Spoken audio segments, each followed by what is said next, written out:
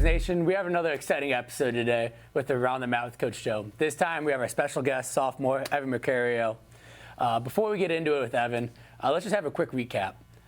Currently the Braves in dual player sit 4-1 with the recent win over Ross High School 39-38. Throughout the last couple of weeks, we've also competed in a few tournaments, starting with the annual Coaches Classic back in December, where the team set a school record, taking second place in the small school division with 3 placers.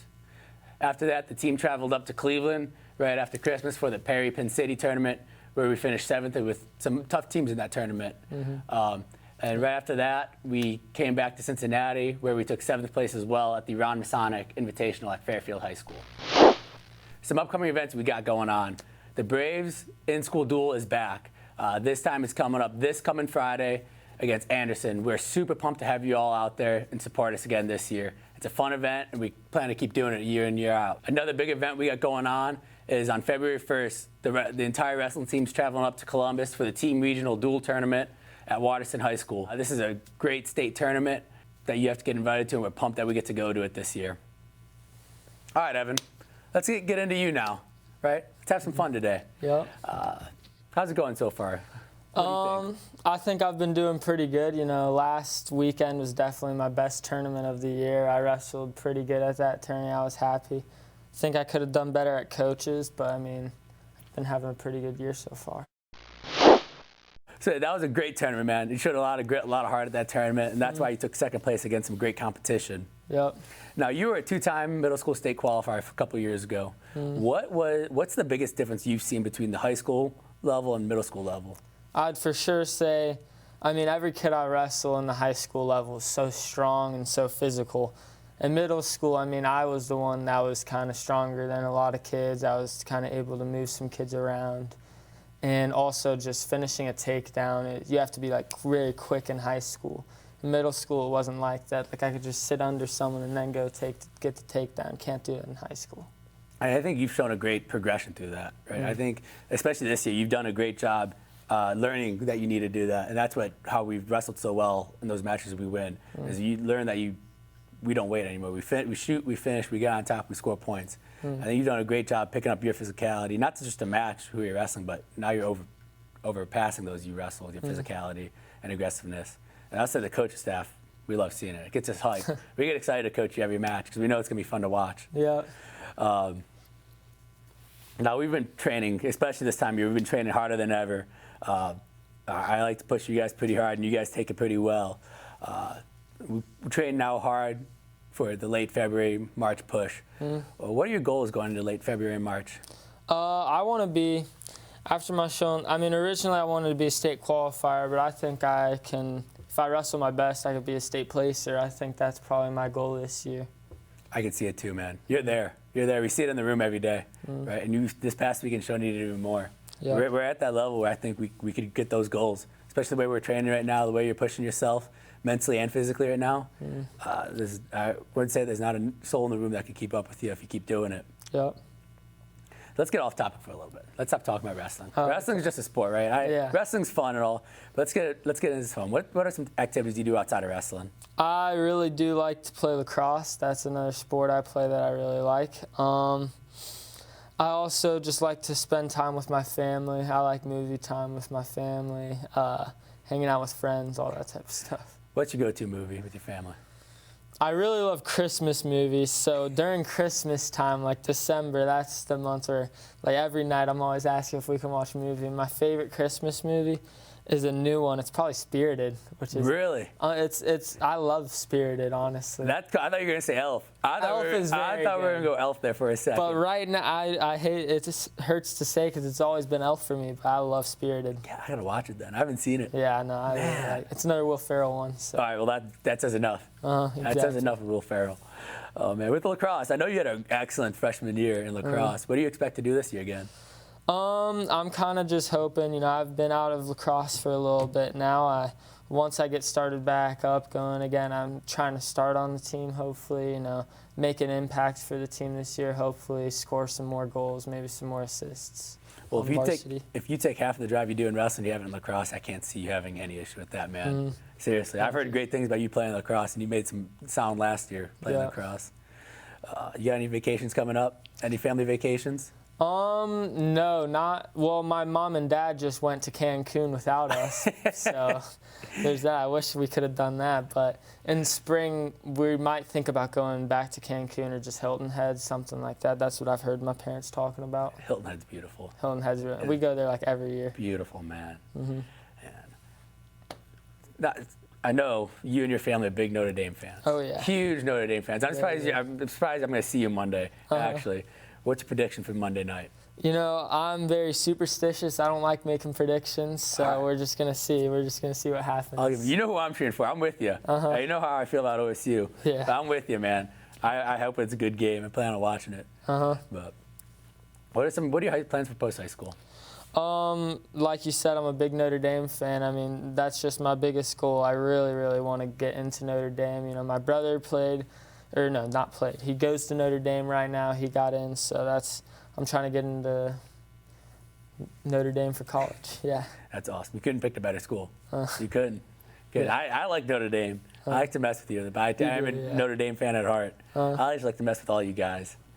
Oh, man. Back to some wrestling topics now. There's always a hot topic in our sport. It's food.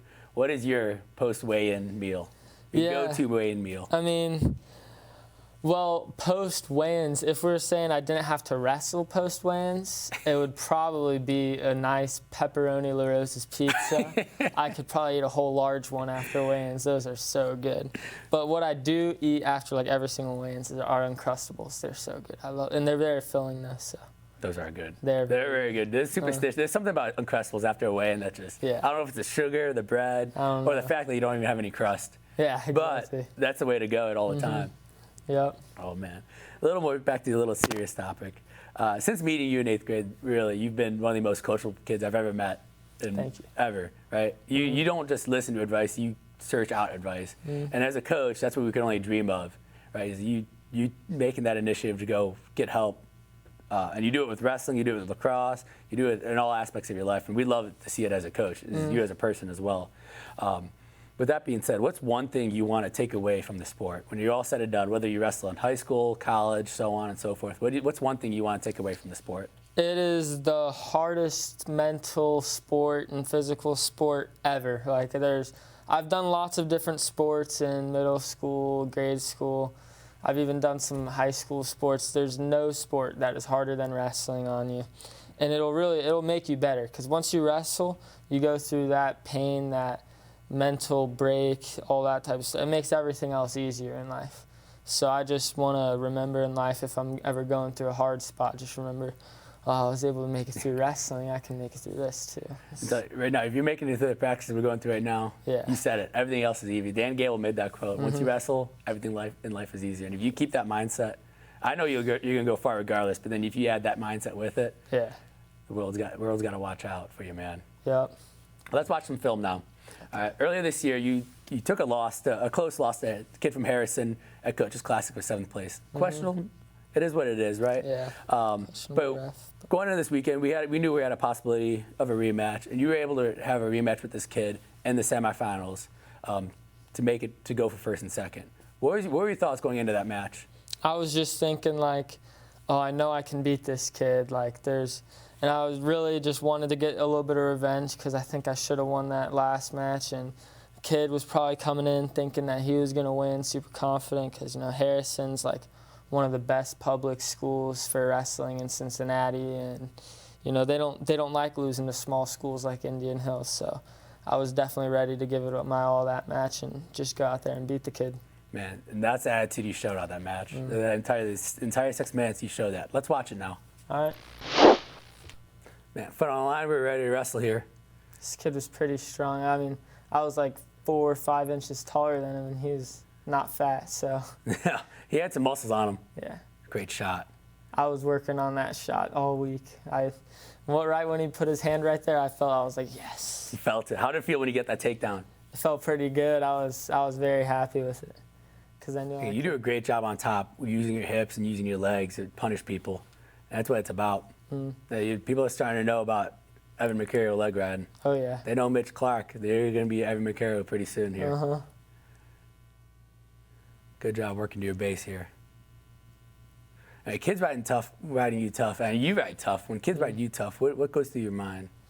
Really just I'm always trying to work. Like right here, my mindset wasn't even that he's riding me tough. It was just thinking about my next move that I can hit on bottom and just how I can get out, really. I try not to think about it too much. And you do a great job getting back to your feet here. Right? You got back to your feet. Right? Just keep moving. You're constantly fighting hands on bottom, constantly working your hips away.